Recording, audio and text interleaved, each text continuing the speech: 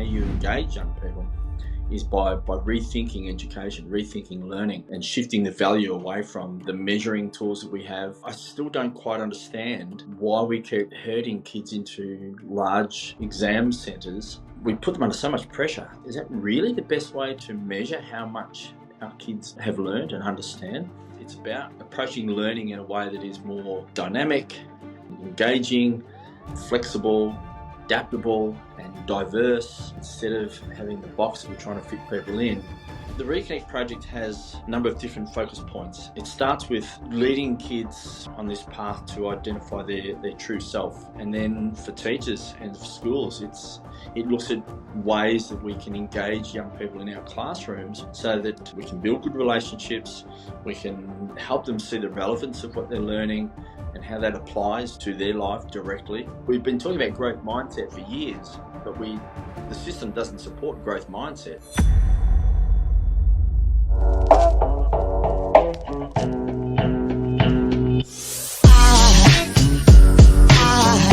There goes a sight from my soul.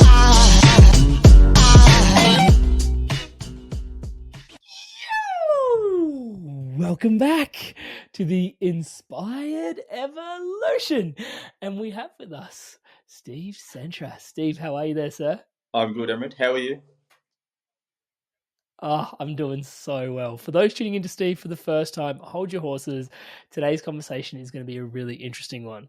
He transitioned from a 32-year career as a teacher and school principal to becoming a life coach and leadership architect. I love the term leadership architect. Can't wait to pick your brains about all that sort of stuff.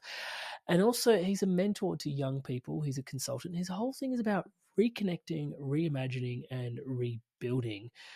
Steve, there is such a richness to, I can tell that education is something that you're deeply passionate about, but I would love to sort of zoom out a little bit and just ask you, what is your mission in life? What does your heart say to that? I guess I've been in education for a long time, and I've loved working with adolescents. And as much as they're at times challenging, I think they're amazing and have so much to offer this world. But I sometimes think our systems that we've created can sometimes stifle some of their just natural gifts and innate sort of abilities. So I guess my purpose is to try and unlock that within them and help them believe in themselves and believe what they are capable of becoming and how they can influence the world. And I've battled, I guess, a little bit with education over the years in terms of its, rather rigid systems and structures. How we, as a guy in a cafe said this morning, it's a one size fits some structure, and I've seen a lot of kids not that one size fits some. And that then manifests itself in all sorts of issues like behavioural issues or just general poor health and well-being and being a little bit lost. And I guess I want to help young people find their way. Yeah, it's really interesting to hear you say that because education, I come from an immigrant family, and for them, my education was vitally important. Like, they sent me to a really good school, and they worked really hard day and night to put me through a really good school. So that to me, was now as a coach, I sort of look at where people, place their values, and for them, it was really evident that their values were, their child's education mattered to them. And I am just aware that going through the schooling process, like from the outside looking in, education seems like a massive boon, like a massive, massive boon. So it's quite interesting from someone that has been so well versed with this system, finds it rigid, finds limitations. Can you highlight some of the limitations that you feel exist within the system? Because, it looks like a boon from the outside looking in. Yeah, look, I guess as we evolve, we've moved out of the knowledge and information eras, and we're sort of heading already into this sort of concept era. And I've worked with a lot of young people. I'm working with one at the moment who's been tested and found to have spatial intelligence. And being spatially intelligent, he understands big picture concepts. He wants to be challenged to think. He wants to be stretched. He wants to be able to solve problems. And sitting in a classroom, bores him to tears. And so he's become disengaged, and he's a really good kid, so he's probably not going to play up too much yet. Maybe down the track he might, but he wants to be challenged. He wants to be engaged in a conversation about problem solving and creative thinking and using his imagination, as opposed to being told that you have to memorize this particular body of content in order to spew it back out in an exam at the end of the year, or the end of HSC, which will give you a score, which will open some doors and maybe close others. And he's probably quite typical of a lot of the kids that we see in schools. The ones who do really well are the ones who can play the game, who are pretty compliant. There's those who aren't compliant, who want to be challenged, who want to be sort of, as I say, stretched. And sometimes they don't fit the system. And so, as I say, it results in all sorts of different behaviours. And, I was talking to a guy this morning in a cafe, and he was saying his wife was a kindergarten teacher. And he was saying how some of the kindergarten kids were being tutored and, in readiness for school. And we both thought how bizarre this was at kindergarten age. Why are we trying to tutor them to learn the body of content? Why can't we just let them be kids and have fun and not put stress onto them so soon?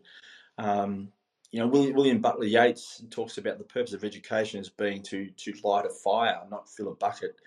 And we do a lot of bucket filling, and not enough fires are being lit. So I guess my title is, I could be an arsonist, perhaps. I want to light fires, It's and when you light them, these kids thrive, They just they go for it. And we've got different generations of kids coming through. When I went to school, you learned or you got hit with a big stick on the hand, and you learned quickly that, because of the fear-based approach, I guess, you learned quickly to comply.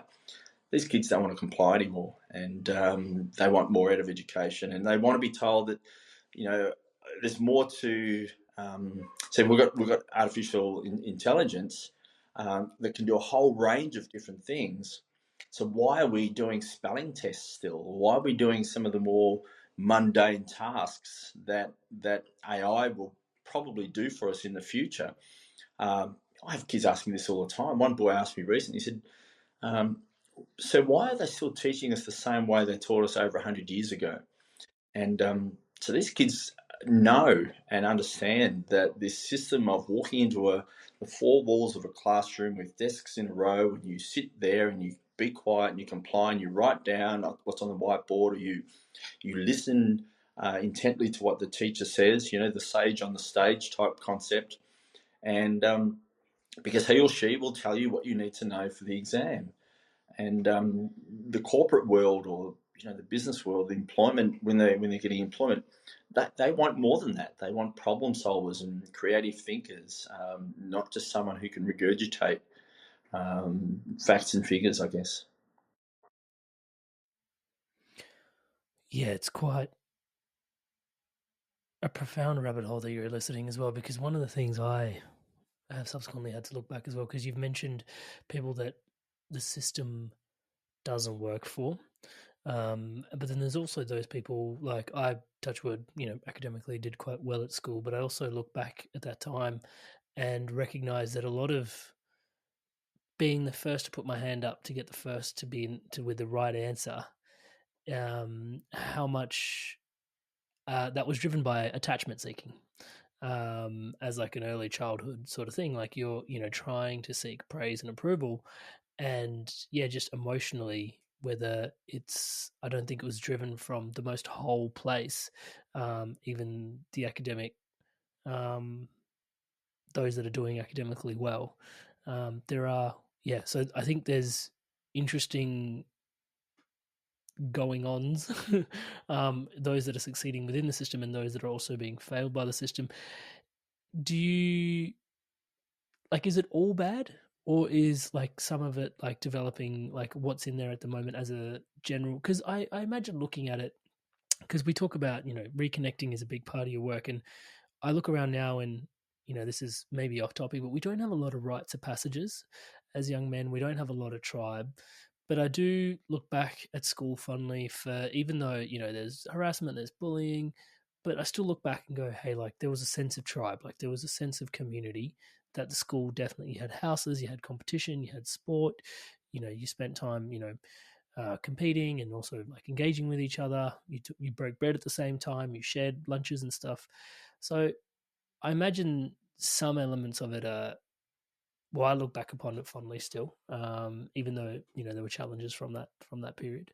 Um, are there pros that you see in that space, and then we'll spend some time discussing the cons? Yeah. Oh, there definitely is. When I was principal of a school down south, I was trying to implement or introduce new programs. So more vet courses for, say, hospitality or woodwork or whatever it might be. And I was told that, oh no, this is an academic school. And I said, parts of us are an academic school, but what about the kids who don't see themselves as academic? What about the kids who prefer to work with their hands? And at the time, we couldn't run a wood class because all these students were choosing chemistry instead. Now, within a couple of weeks, I thought, oh my God, what am I doing chemistry for? This is really tough stuff. But in their mind, they viewed chemistry more highly than, say, a vocational course. So it's about removing that sort of status that goes with academia and catering for the diversity of the students in our schools. My brother left school at the end of year 9 to become a builder. He hated school. Now, if he'd stayed at school, he would have been reminded by the system that he was unintelligent. As a builder, he's amazingly gifted and one of the best builders I've ever seen. But our definition of what capable is or intelligent is quite narrow. So yes, for the schools fit a lot of students, but in terms of catering to the diverse abilities, I think we've got a lot more work to do. I've run four programs in different schools for the naughty boys, the boys that teachers don't want in their classes. And I'd say, I'm going to take kids out and do something else. They said, yeah, take them. And we would do hands-on projects. Oh, the kids loved it, and the teachers loved not having them in class because some of these boys that I had, they didn't want to learn Shakespeare. We did up 100-year-old church, and we refurbished it. And we had a grand opening, and the Archbishop came and splashed water on them and blessed them, and they were all felt pretty proud of themselves. And but we would do a whole range of things, like we'd grow vegetables, or we'd build pizza ovens, or we'd sit around a campfire and talk blokey stuff. And I don't mean stereotypical blokey stuff. I'm talking about heart to heart conversations that they didn't feel comfortable doing in a classroom setting. And so the whole system isn't a disaster. It's just that we need to understand that our young people, like older people, are complex beings, and we can't shoehorn them into a box, because they'll either try to fight their way out, or they'll just sacrifice who they truly are to really fit in. And I guess this is where my program comes in, because I'm getting these young people to understand who they are and identify with their true self, and not just play this game because the outer world says this is how you should be in order to be successful. And this is where a lot of kids are becoming lost, because intuitively they know that this is not who they are. But society exerts so much pressure to say, well, forget that, drown out that inner voice, that intuitive sort of feeling that you've got, and just conform, play the game. This is what society has defined as success. And I was working at a school recently as a counsellor, and a really high performing academic school, and every student that came to me had almost the same issue, and the issue was anxiety around results, or anxiety around, or academic results, or anxiety around belonging to the cool group of kids, or it was all about, like you were talking about before, about that sort of sense of self and the people pleasing, or that sort of I can't recall exactly how you described it, but it was like yeah, like a people pleasing type Seeking behavior. attachment. It is very much people pleasing. Yeah, Yeah. attachment. Sorry, that was the word you used. And so their definition of who they are is linked to the peer group I belong to, the academic results I get, the sporting team I belong to, and so a lot of my work with them was to go, okay, let's just put all that aside, and let's just go within and figure out who you are. And once you can do that, and it takes some time, but once you can do that, then they're making decisions based on this understanding and acceptance of who they are. And I used to do this exercise at my school in the city, and I draw two big circles, or one big circle, one little circle. On the big circle, I'd say, right, you tell me all the things in the outer world that try to shape who you are. And they would talk about parents and school and their peers and society and the corporate world, and we'd rub it all out. We'd just leave that little center, the circle in the center. And this little boy named Maximus, he was just a little fella, and he in year 7, he put up his hand. He said, "Oh, I think it's consciousness, sir." And so then we had this conversation about what consciousness was, and what the soul is, and what is it about us that never ever changes, no matter what happens in the world around us.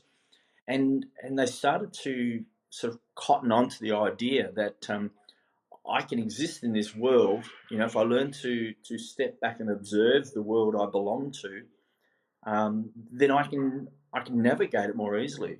And it's that beautiful saying of to be in the world but not of the world. And it's a different perspective.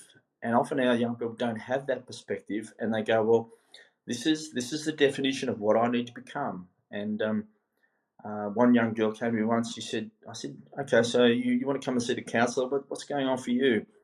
She said, oh, I'm so busy and there's so much pressure. I've forgotten who I am.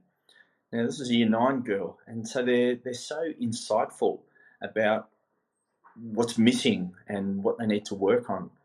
But our programs don't always cater for that. So, and there are some schools who are doing that better than others, of course. But I think we as adults need to step back and have an objective look at our education system too, and look at where we can improve and value add and really tap into these young people and what they're capable of, and forget the fear-based paradigms that we've imposed upon them to sort of force behaviour or force compliance. That's so profound, because what I find is, even till this date, I think even a lot of the people that I'm coaching, and I'm sure that's where your adult coaching comes into some of it, which is, you mentioned the true self. There's so much of our identity is formed around what we do rather than just being. Like you said, the big circle and the smaller circle. And it's really hard to find, when you're conditioned the way that we're conditioned to be, to find solace and comfort, and, well, the word I want to use is deserving, in just being. Like, my existence, just being here, is great. It's like, what's your name? What do you do?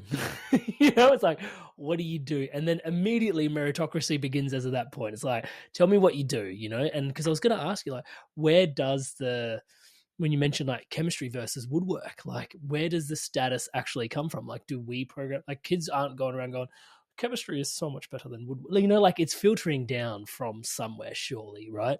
And you mentioned that in the circle, like, there are so many different points, and it's interesting to feel into that, because I think a lot of what the inspired evolution is about is helping people trying to, like, come home to their truest selves. It was really what was, like, at the heart of it was there for me. I was inspired to evolve. I could see people that were living in alignment to what now I can see is what their values were, what their passions were, what their purpose was. And for me, it was just like, it was so difficult to sort of grab onto that when I'd been educated into being an engineer.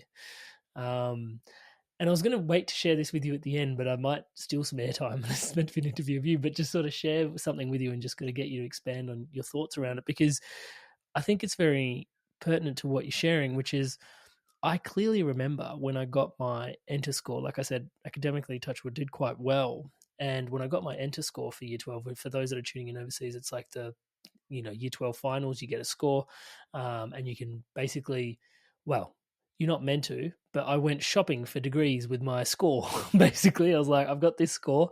What degrees can I get into? And I'll apply to all these universities, colleges, to try and get in with this particular score.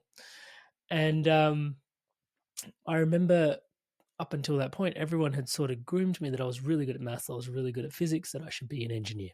Yeah. And my preferences went into, well, I really wanted to be a doctor, but that's okay. Like, I've sort of found this middle ground between I'll do biomedical engineering, right? It's a melding of like, maybe we'll build intelligent prosthetics or something like that, right? So melding medicine into engineering. And I was like, let's build that out. And so all these mechatronics degrees I applied for at all these different universities. And then there was only 4 universities I really could apply for with that. And then there was 2 other options. There were 6 options I had. And in 5th place, I put psychology. And in 6th place, I put physiotherapy, both around mind stuff and wellness. I look back at that moment very clearly. I clearly remember I was sitting at an internet cafe and I was choosing my preferences. And I had this intuitive thought, Stephen. I can't wait to have a chat to you about intuition in adolescence as well, because I had this intuitive moment, which I completely blitzed past. Like, I wish I knew more about intuition then. I was sitting there and I said, I had everything organized, like engineering, top 4. And then just because one of the things that Amrit really wanted to, now that all the noise from everybody else's preferences was filled up, what did Amrit really want? Oh, yeah, psychology, physiotherapy. Just chucked them in there. And then I had a moment where I was like, oh, these are in there because I want them to be in there. And then I had this quick moment of like, oh, what would it look like if I just ordered this the way that I wanted to do stuff? And physiotherapy and psychology were like easier to get into. The enter score was like 80 out of 100, whereas like mechatronics was like 92 or 95 or something. And I was like, it's harder to get into, so it must be better for me to get into, more prestige or whatever bullshit. Part of me. And I did a moment where I like intuition kicked in, and I remember re-altering everything and I looking at it going psychology, physiotherapy, and then all the engineerings. And I remember the feeling of anxiety. It was just like, oh, no, I can't do that. And I switched it back. Interesting. And I look back now at how different life would have been. I don't think the Inspired Evolution would have existed, to be honest, touchwood, because a lot of the Inspired Evolution was birthed out of me becoming an engineer, struggling down that career path multiple times, getting into the workforce, career misalignment for 7 years, then being inspired to evolve, seeing people like you having an impact, going, hey, I'm at least interview these people because I missed the boat at some point. But it's really fascinating to sort of tune into, there was, way back then, there was an inner voice, touchwood, that knew what it wanted, but it didn't have the courage to stand up against all the noise of the expectations and the programs that are written for us, the programming that's coming through. Your thoughts on that, mate? Well, you've touched on that idea of the inner voice, and I spoke about that with I was teaching 5 classes of religious education in this Catholic school a little while back, and we spoke about that inner voice all the time. And at first the boys were quite, what is this inner voice? And I said, well, okay, we're in a Catholic school. Maybe it's the voice of the Holy Spirit. Maybe it's the intuition. Maybe it's whatever we want to call it. But it's the heart. It's the soul that whispers to us. And I guess there's a couple of things there. Awareness is one. If we can get young people, and all people, but if we can get young people to grow in their awareness of that inner voice, then I think they'll make more informed decisions. But the awareness only comes if we give them opportunity. And you talk about the noise and the busyness. These kids are so busy, they don't get much of a chance to sit back in the silence, and so they can't hear the inner voice, and they can't grow in their awareness. this school that I was at, these boys were arriving at 7 o'clock in the morning, and they'd do choir practice, and then they'd go to classes all day, and they'd study at lunchtime, and then they'd do violin lessons after school, and then they'd go swimming, and then they'd have a tutor after that, and some of them worked in the library till late at night.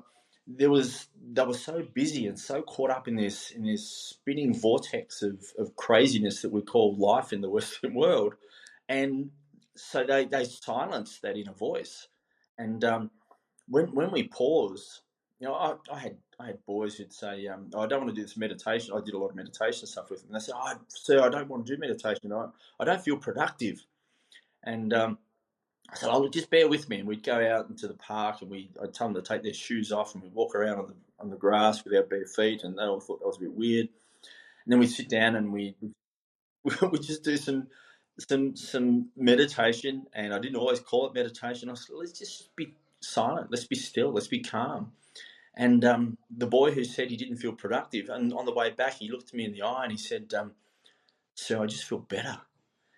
And I said, wow, why is that? He said, oh, it was nice just to slow down and just to stop. And I used to look at their faces in classrooms, and they were driven, and most of it was extrinsic motivation, pleasing parents, pleasing other people. And I guess it's about the opportunity to just be still and be calm, to go within and listen to what your heart is telling you. I had a lot of students. I said, well, so what do you do when you leave school? Oh, I'm going to be a dentist. I said, do you want to be a dentist? Oh, not really. My parents want me to be a dentist.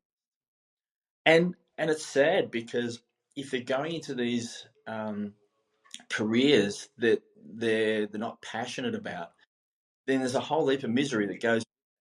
Unless we're really doing what we love and the thing that inspires us, like you're doing now, and what I've done for 33 years. I used to say to the kids, I still get out of bed after 33 years of teaching. I still get out of bed and get excited about going to work. Um, that's the sort of career you should pursue, one that gets you out of bed every morning and you get excited to go and do. And it's not just about driving the best car or buying the biggest house or having the best status. But again, we need to create those opportunities and pathways for young people to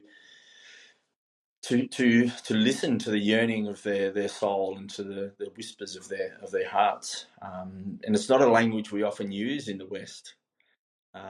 If we were to borrow a bit more from the more sort of Eastern mystical types of ways of thinking, then I think we'd be in a better world where people are inspired by, as I say, that soul's yearning and the truth.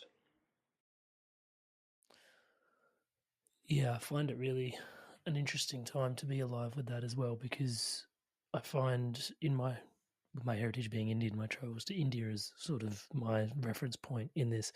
I find even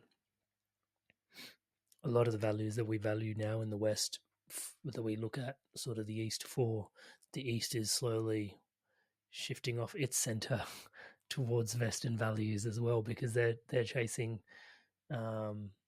Yeah, it's just, it seems insidious, mate, and I guess therein lies the real question of,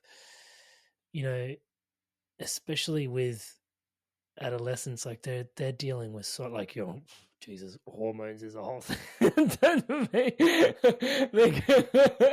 they're going through so much at that age, like, yeah. And I remember it, like, yeah, very familiarly. um yeah, there is so much around fitting into the community around them, their friends, their peers, their family. Um, they know we know everything. They, I guess, because I'm not in that demographic anymore, but they know everything. I remember it. Like, I knew absolutely everything. There's nothing you could have told me. Like, I knew everything, and yet I look back and I knew, like, basically next to nothing. I'd been, yeah, like I said, like you said, they'd filled up a bucket, but they hadn't really lit in a flame. Um, how, yeah, what's next? How do we encourage the lighting of the flames rather than the filling of the buckets, mate? Look, I think there's a couple of ways we can approach it, and when you talk about adolescence, I work with a couple of young people at the moment about the struggles they're having at school and with their peer group, and so I use the analogy of the ladder, and I say, okay, this is the social ladder. This is the peer group. Where are your friends? And they situate their friends on the top of the ladder or the bottom or the middle. And how did they get there? Well, they stomped on these heads to get to the top. And then I'd say, well, where are you on this? And I said, oh, I'm down here because I upset this person and I went to the bottom. And I said, let's step away from the ladder and look at it from a distance and understand the game that is being played. And that awareness, that insight really helps them navigate that, because this young person in particular I'm working with at the moment, he says, well, I know why he does that now. And I know that when he's being nasty to me, it's not personal, it's more about him. And so I think if we can help our young people understand the game that is being played, it gives them the tools to work with it better. I used to have a sign in my office that said, you can't stop the waves, but you can learn how to surf. And often we can't stop the waves, but we can certainly teach our young people to surf better and not get, held under or caught in the impact zone, as it were. And so awareness is key. The curriculum is jam-packed, and I often talk to teachers and say, maybe we could do it this way. They go, oh no, we've got to get through the curriculum, tick, tick, tick, tick, tick. And there is some scope there for being creative and applying it in a creative sort of way, but there's so much pressure on teachers to deliver the content of the curriculum, because they're in fear mode as well, that if I don't get the results, then I look stupid, I look like a bad teacher. So again, it's this top-down approach that the system's adopted, so the teacher's under pressure to teach the curriculum, the kids are under pressure to get the right results, and so it's a matter of shifting that around a little bit and giving teachers not only permission but the skills to engage kids in conversations. I do a bit of casual teaching at the moment, and I take a few risks because I walk out the door at the end of the day and I don't take any correction or so I see that as a bit of a license to take a few risks. And so I talk to them about, do you know why you behave like this in a classroom? Do you know why you are disruptive? And so we have this sort of it's about human psychology. What are we feeling? What void are we trying to fill when we're behaving in this particular way? What's going on within us beneath the surface when little Johnny down the back there is making rude comments all of the time? And so when we hold a mirror up to their behaviour and they understand it, and it's not about don't do this and do that. It's not that at all. That's the wrong paradigm.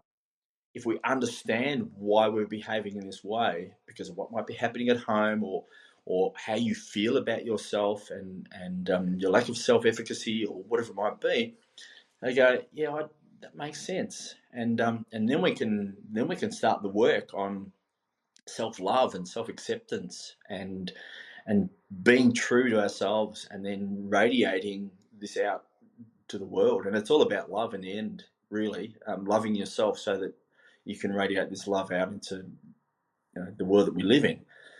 But the fear of not being enough, and the fear of not getting results, and the fear of not achieving and being successful and being criticised and being judged by your society, all those fears determine so much of our life. And there's a brilliant book by Dr. David Hawkins called Letting Go, and he talks about this map of consciousness. And I use that in my classes all the time to look at how fear turns into anger. And so let's understand that behaviour, and let's not match people's energy, match fear with fear, because it just turns pear-shaped. Let's match people's fear and anger with love and compassion and see what happens. And I think in classrooms, if we can do that more often and not go toe-to-toe with the kid that's really fearful about his own sense of self, a lot of the behaviour stuff can disappear. because really it's the paradigm of this. It becomes win-lose instead of win-win, and it's power over, and it's fear-based models of control that we see in the corporate world as well. But our thinking is shifting in that respect, and I think we're starting to see that a bit less of the head and the ego, and a bit more with the heart, can transform the environment that we're working in, particularly in schools. And young people connect with this stuff really well if we can strip away the paradigm that is working against them understanding who they are and accepting who they are.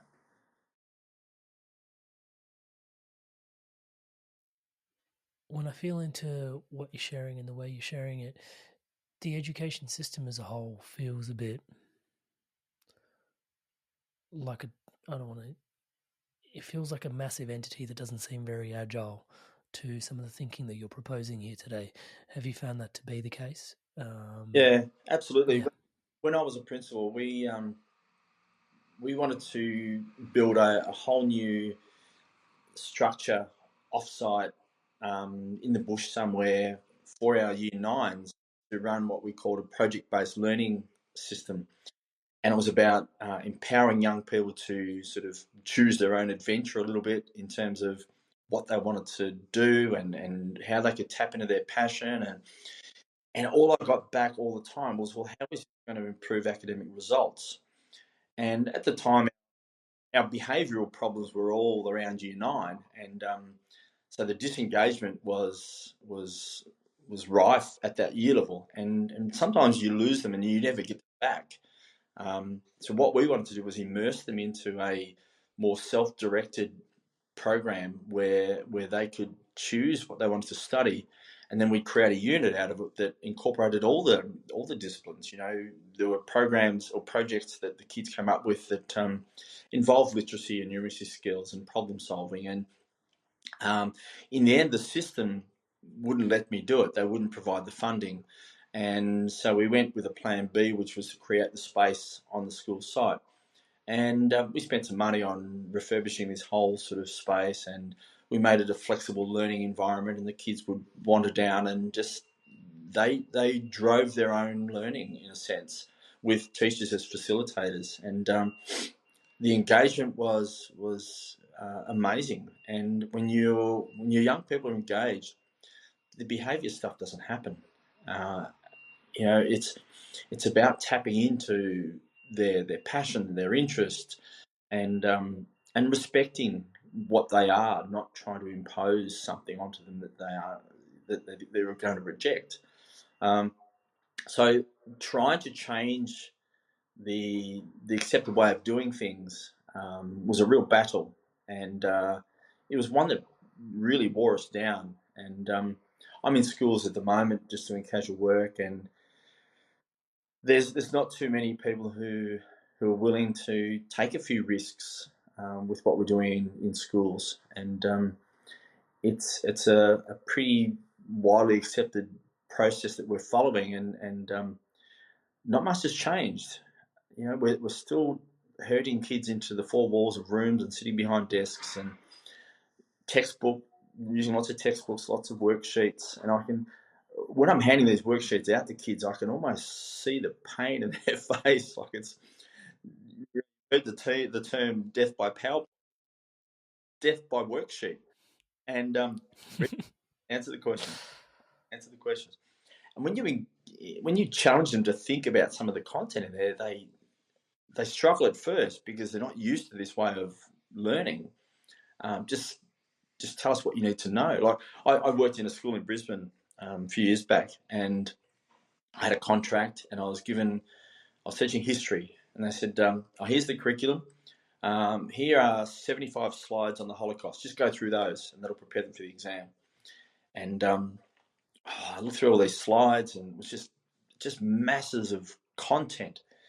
And I stopped at the start and I said, "Why did the Holocaust happen? Do you think?" Well, what do you mean? Well, how can one person have so much influence in the world and not be stopped by people who disagreed? And we started, Everyone else around him. yeah.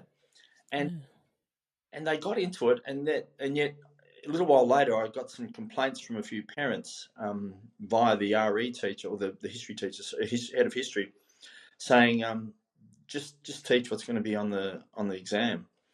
I said, well, surely we need kids to understand why these things happen. You know, the thinking behind it, the psychology.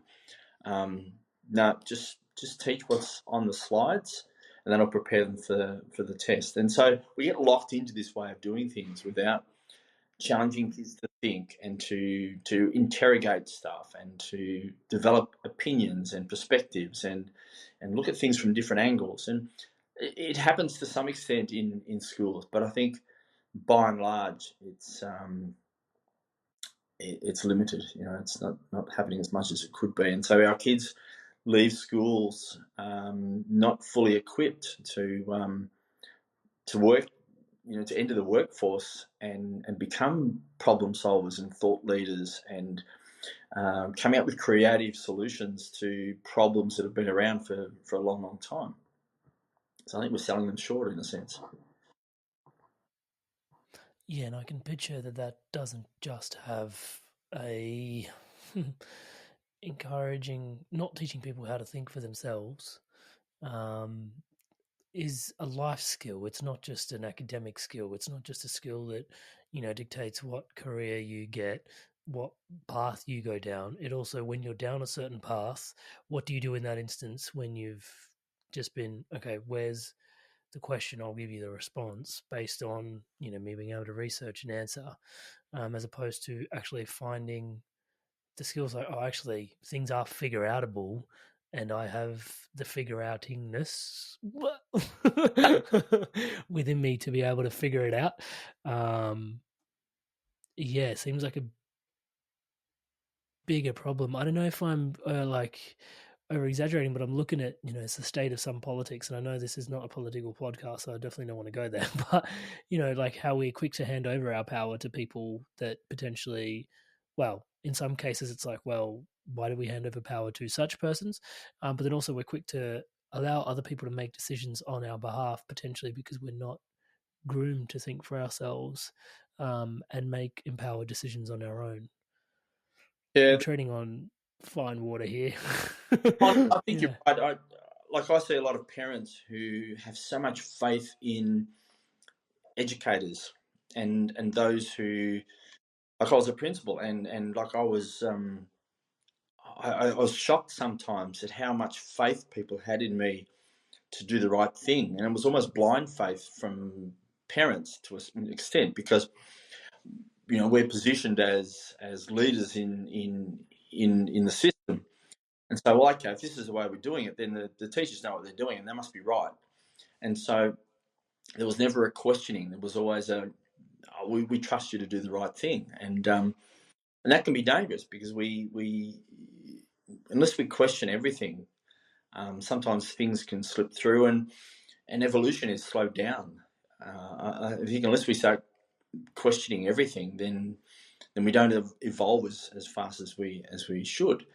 And I think it's like we need to give kids tools. And when we're talking about thinking, um, I did a presentation the other night at it was a men's health presentation at a local Master Builders Association. So in the construction industry, mental health is a significant issue, and we're talking about how if we shift our perspective, then the problem can be seen as an opportunity or as a pathway to growth.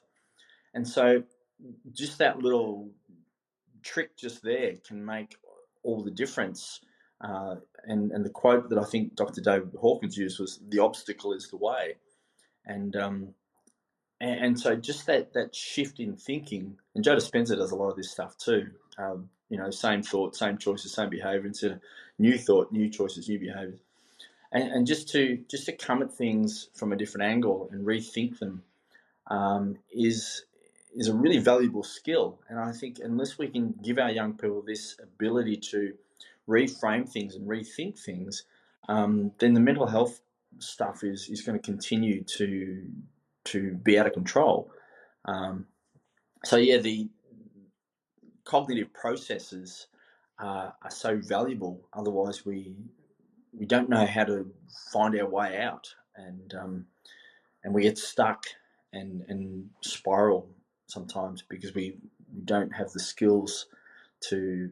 We put a lot of store in our thinking. Uh, we know that we're beginning to understand better that we are not our thoughts, and that simple understanding can make all the difference.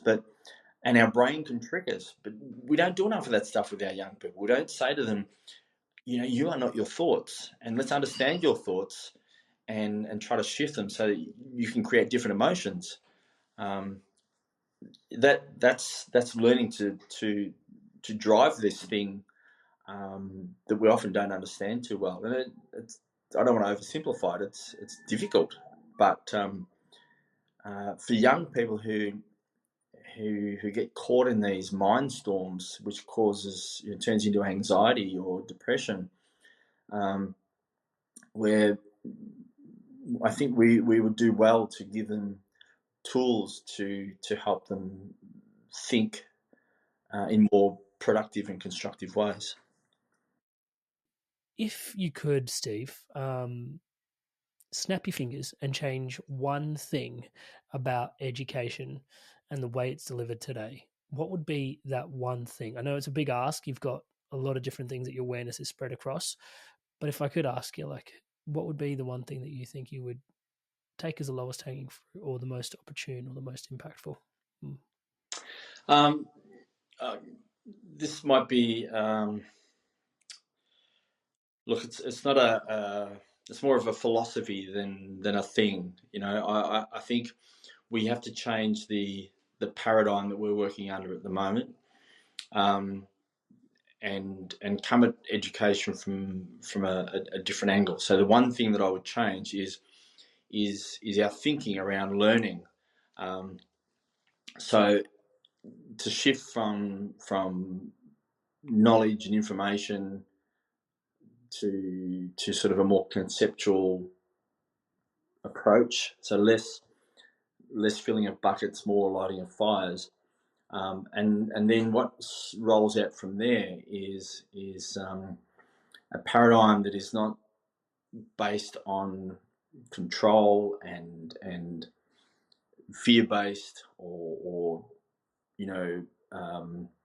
more engaging young people. So I guess it's for me the one thing is engaging, and how you engage young people is by rethinking education, rethinking learning, and shifting the value away from just the measuring tools that we have, like the ATARs and the way we measure learning too. I still don't quite understand why we keep herding kids into large exam centres and insist on, and of course they shouldn't talk in exams and all this sort of thing, but we put them under so much pressure to, you've got 3 hours, you've got to do this, this, and this. Is that really the best way to measure how much our kids have learned and understand? Most kids get so much anxiety in that situation; they're really not performing to their best anyway, and yet we insist on this approach. So I'm sort of, my answer is probably a bit vague, but I guess it's about approaching learning in a way that is more dynamic and engaging and flexible and adaptable and diverse, instead of having the box that we're trying to fit people in. Let's get rid of the box altogether, and have like I used to meet with a group and we used to talk about boxes all the time, about how we'd fit people into a box, and we said, yeah, we need to think outside the box. And one gentleman said, no, let's get rid of the box altogether. And I thought, yeah, I like that. I like that. And that's where we can engage kids and say, well, all right, how do you want to learn? Well, how do you learn? And where are your strengths? And let's do it a little bit differently. So that's a very long, complicated answer to to your question, I think, Amrit. But I know from talking to teachers that this them and us relationship that we've established in schools can elicit all sorts of wrong behaviours from students. The teacher goes in there and puts on this front of, I'm the authority figure in here, and the student plays the game of, well, okay, if you're the authority figure, then I have to give you a hard time. That's not all students, but if we can strip away that relationship and just be authentic, then I think we give the permission for the kids to be more authentic too, and we can develop a relationship that is less fear-based. And so the students who struggle in class tend not to mask their behaviour, and they feel more comfortable and accepting of who they are. And so yeah, there's lots of things I think we can do, and it is a big system, and it's not going to change overnight. But I think teacher training is really important. I've been supervising some prac teachers lately who've come out of uni, and they know their content, but they can't get to it quite often because they're engaged in crowd control, and they walk out of there exhausted, and they're at the start of their career. And I think to myself, you poor people, what are you in for if you're not looking after yourself, and you're stressing each time you come into a classroom, and you're battling with kids. Burnout is a huge thing in teaching, and we can see the shortage of teachers now is a real issue. It's I remember someone saying to me once, "What do you do?" And I said, "Oh, I'm a teacher." And they said, "Oh, that must be tough working with teenagers." And I said, "No, they're the easy part of the job. It's it's the adults that were difficult, because the kids are raw and real and honest and flexible and malleable in a sense if you go about it the right way." And that's why I've loved teaching for as long as I have. Yeah.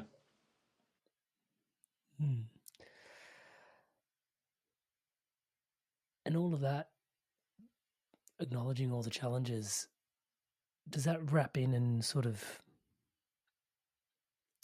lay the foundation stone for what the Reconnect Project is up to? Do you want to tell us a little bit more about the Reconnect Project?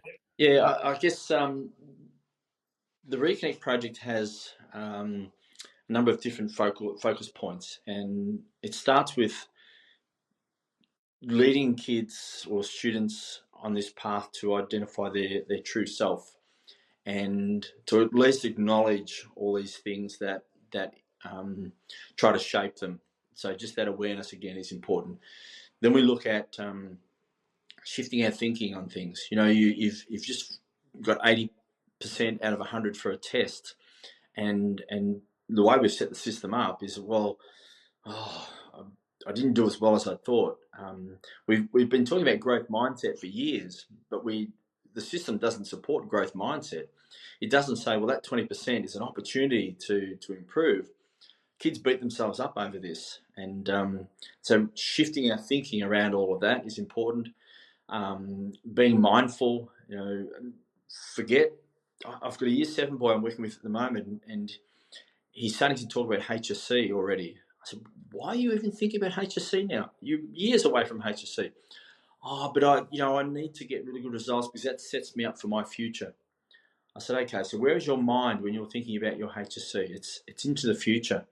You're not here. You're not now. You're not lapping everything up in the classroom right here, right now, and so your learning suffers because you're projecting into a future that is just your imagination." So being mindful and just savouring the present moment is tough for kids, because it is all about the future, and sometimes they get held back by their past as well. So that's another component.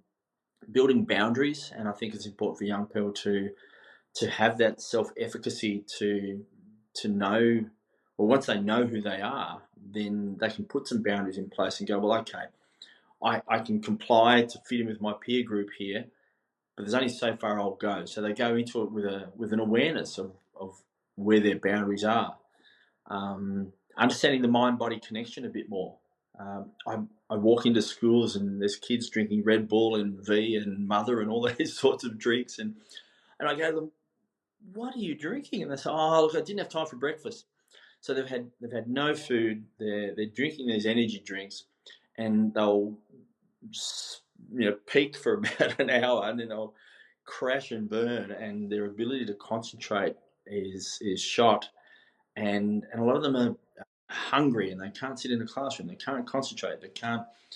They're fidgety, and so understanding the mind and body connection is really important for them as well. And I wish we had the money in our schools to provide wholesome breakfasts and wholesome lunches, because I think it would make a huge difference. When I was in my school in the south coast, we got rid of processed foods. We got rid of sugar laden drinks. We introduced Buddha bowls and acai bowls and sushi and kombucha and we tried to give these kids really healthy food. That some of it was sourced from our massive organic veggie garden that we created, and so the mind body connection is not understood as well as it could be. So the Reconnect Project is a bit about that as well. So all of that is sort of blended into a program that helps young people just connect with themselves. And then for teachers and for schools, it looks at ways that we can engage young people in our classrooms so that we can build good relationships, we can help them see the relevance of what they're learning and how that applies to their life directly. It's not just a body of content, but to really engage, and engagement and reconnection with themselves and with others is key, absolutely key. That's the program in a nutshell. As you're sharing that, I'm thinking there's a lot of adults, myself, that I think could benefit from going through the program too. I feel like there's probably some parents listening to this going, "I want to do the program." Well, that'd be welcome. Yeah, I love that, and just the awareness you're carrying. I have to say, I really am enamored by the work that you're up to in the world, Steve. Like, there's so much as I tune into your work and continue to tune into the conversation we're having that, if we had learnt some of these tools, lessons, ideas earlier about connecting home to our truest self, that, we can course correct a lot of issues a lot earlier on. And life is long, but it's also quite short. Like, it's the one that we know, right? And we spend, so much time going down this path that's guided by others, yet there's an opportunity for us to forge our own path and really forge it with a sense of empowerment as well. Like you said earlier, not to be driven by this idea that, we're not good enough. So, mate, full power to you. Thank you so much for sharing yourself so abundantly here today, obviously, but then also for the work that you're doing in the world, mate. For those that want to find out more, I'll put a link to the Reconnect project in the show notes below. But stevecentra.com is an amazing resource as well, because it's not just adolescents that you work with as well. I think that's probably worth mentioning as well. There's a whole bunch of stuff that you offer in the world. Are those the best places for people to get in touch with you, Steve? Yeah, absolutely. The website, and also I'm on Instagram as Steve_Centra. There's some videos there, and there's some programs that I've offered for young leaders, and there's a whole range of programs there. So, but the website is probably the best go-to point to really understand what I do. It has the various things that I offer, including some keynote speaking, working with groups, working in schools. It's all there, and I think that's the best place to go. But I really appreciate this opportunity to talk about these things, Aaron, and I from my heart, I thank you for this opportunity. Oh, Steve, thank you so much again. Really, it's my absolute pleasure to have you here. And I have to say, it was really nice to speak to a fellow Aussie today. So thanks again for everything you're doing, mate. And we'll continue to stay in touch. Yeah, and thank you for what you do. It's a great platform that you offer. So thank you. Woo! Thank you so much for watching this video all the way to its end. Obviously, you absolutely love this podcast, and I want to thank you so much for watching this all the way through. Here is another video that's perfectly curated just for you to watch as the next best video to keep your inspiration flowing, to keep you evolving, to keep you yowing. Check it out now.